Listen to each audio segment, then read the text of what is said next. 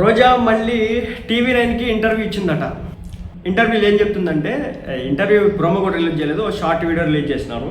ఏపీలో రోడ్లు బాగాలేదు, అందుకే నా బెంచ్ కార్ ఇంకా హైదరాబాద్లో ఉందని చెప్పేసి ఒక స్టేట్మెంట్ ఇచ్చింది. నిజం చెప్తున్నాను, వైసీపీ పార్టీకి ఓడిపోవడంలో కీ రోల్ ప్లే చేసిన వాళ్ళలో రోజారెడ్డి గారి వాయిస్ కూడా ఒకటి. ఆమె మాట్లాడినటువంటి మాటలు ఏదో ఫైర్ బ్రాండ్ అని చెప్పేసి ఆమెకు ఒక ఇమేజ్ ఇచ్చినారని చెప్పేసి, నేనే ఫైర్ బ్రాండ్, నేను ఏది మాట్లాడితే అది అంతా అన్నట్లుగా ఆమె వెళ్ళేది.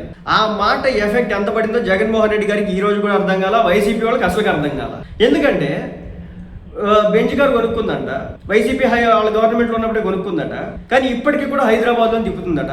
ఎందుకు తిప్పుతున్నామమ్మా అంటే, పవన్ కళ్యాణ్ చంద్రబాబు అంటే గుణపాలు తీసుకుని వచ్చేసి రోడ్లన్నింటినీ కూడా తోసేసినారట, కోపేసినారట, రోడ్లన్నీ తొవ్వినారట. వీళ్ళ పని ఇంకదే కదా, చంద్రబాబు పవన్ కళ్యాణ్ పని వైసీపీ వాళ్ళు వేసినటువంటి రోడ్ల మొత్తాన్ని కూడా పెకిలిచ్చి తోవ్వి గుంటలు గుంటలు చేయడం.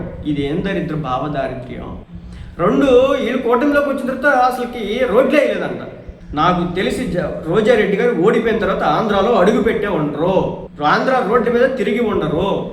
రాష్ట్రంలో అనేక ప్రాంతాల్లో చిన్న గ్రామీణ ప్రాంత స్థాయిలో కూడా రోడ్లు వేస్తే, అరకు కావచ్చు, పాడేరుకి సంబంధించి కావచ్చు, గిరిజన ప్రాంతాల్లో కావచ్చు, ధోలీ మోటార్ల నుంచి విముక్తి కల్పించే విధంగా కూడా రోడ్లు వేస్తే, రోజారెడ్డి గారు ఈరోజు మాట్లాడుతున్న మాట ఇది.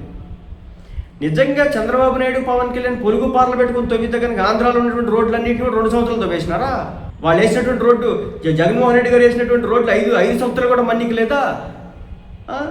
చివరాఖరికి వైసీపీ పార్టీ ఒక అబాసు పాలవడానికి కీ రోల్ ప్లే చేస్తున్నటువంటి వ్యక్తులు ఉన్నారంటే ఇది ఇలా నోటి పద్ధతి లేనటువంటి.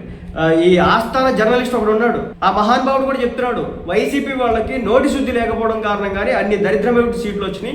ఈ రోజున స్టాలిన్ పార్టీకి అదే ఆ నోటి దోల, ఈ రోజున వైసీపీకి అదే దోల, కాబట్టి అది మార్చుకునే పద్ధతి అని. మార్చుకోరు కదా, నోటి దోల ఎక్కడ మార్చుకుంటే ప్రజలు మమ్మల్ని ఎక్కడ మర్చిపోతారో, ప్రజలు మాకు ఎక్కడ ఓట్లు వేసేస్తారో, జగన్ గారిని ఎక్కడ అధికారంలోకి తీసుకొచ్చేస్తారని చెప్పేసి వీళ్ళందరూ కూడా భయం అనమాట.